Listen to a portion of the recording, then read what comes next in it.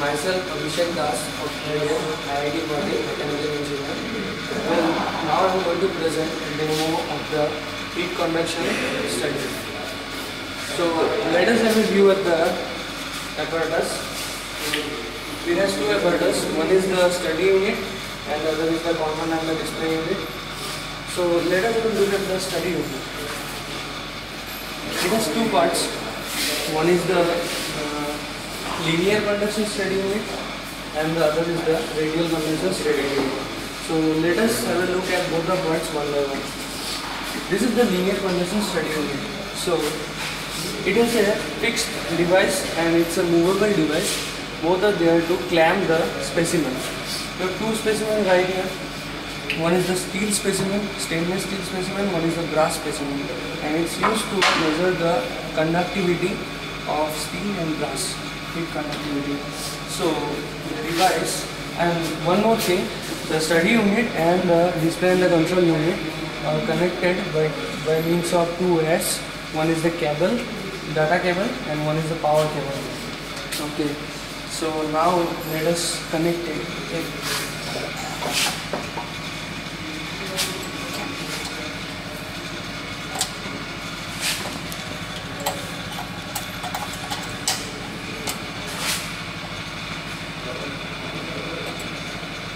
Okay, so we have connected it already. So this is the arrangement right here. Let us have a look at it. So this is the heat supplier. This is at high temperature. This is the end which is at high temperature. This is the specimen, and the specimen is insulated from the surrounding so that only axial conduction is taking place. There is no radial conduction right here, and this is the other end of the specimen of the device, and to this a cooling system is attached. Let us have a look at the cooling system. This is a pipe through which water is coming in. It is cooling it, and this is a pipe through which water is coming out and it is going out. Have a look at this. It is going out. So the purpose of this is to maintain a constant volume flow rate, and the constant volume flow rate is 1 liter per hour. It is used to stabilize the temperature at the lower temperature end. Okay, this is the highest temperature end, and this is connected to the control and the display unit. Okay, so power is being coming here and heat current is flowing, and there is a temperature gradient. Starting from the transient state to the steady state, there is a temperature gradient. First of all, the gradient is not uniform, and after the steady state is achieved, the temperature gradient becomes uniform. Okay. Let us have a look at the radial conduction unit. Okay, so this is the radial conduction unit. Although it's not visible from outside, what is there inside, but I will give you a quick description of what is there. So we have a heating element at the center of some radius. Okay, and there is a cooling system surrounding the periphery of the specimen, and the specimen is between the cooling system and the heating element. Okay, cooling system has the same arrangement as in the linear conduction study unit. Water is coming in through this pipe. Let us have a look at this pipe. This is the pipe through which water is coming in. This is the pipe through which water is going out. Okay, it has the same arrangement, and it controls the temperature of the cooling system. That means the lower temperature end. Okay, so we can have an idea how the heat flows. It's a radial flow conduction unit, so the heat is flowing in the radial direction. The heat current is flowing in the radial direction. So this is our study unit, where we study actually.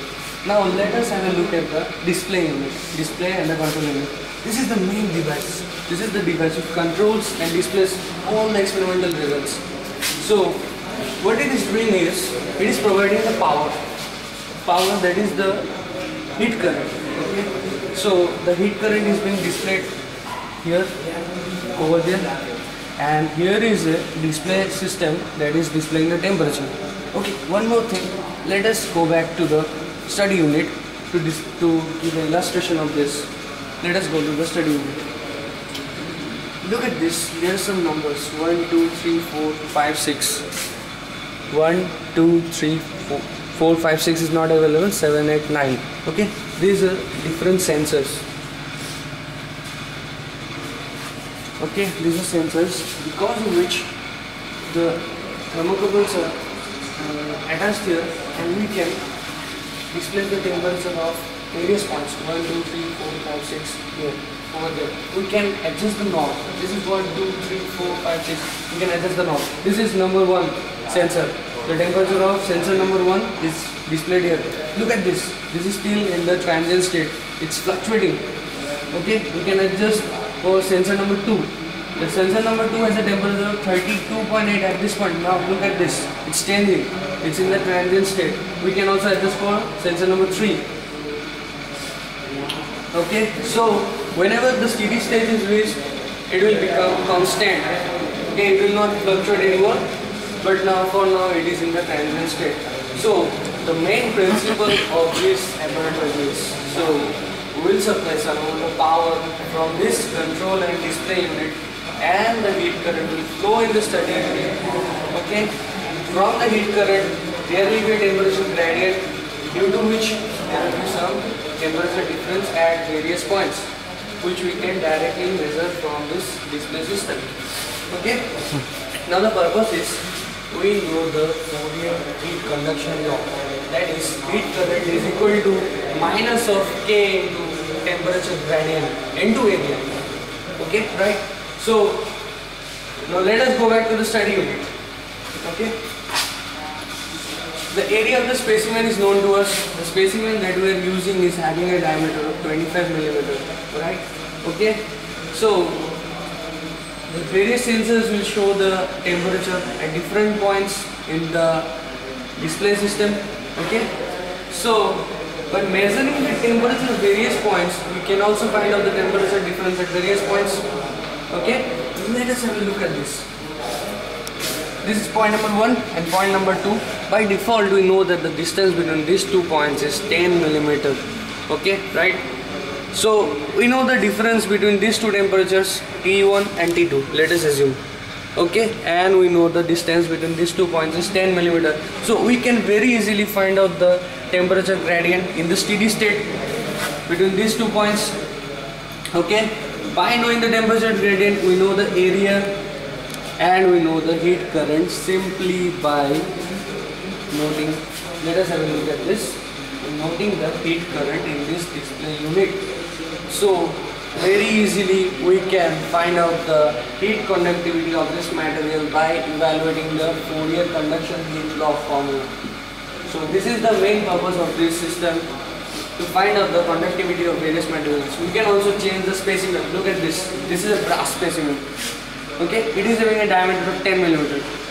It is having a small diameter. We can also open it up and fit this. Okay, it is a brass specimen. We can find out the heat conductivity for this specimen too. Okay, as we can see, this is the case of linear conduction. Okay, the periphery is insulated completely, and there is heat flow only in the axial direction. Okay, although the radial one is not shown, but you can imagine it's inside. It is having some radial heat conduction. Okay, this is whatever the experiment is. So this is the setup. You can have a look at this finding.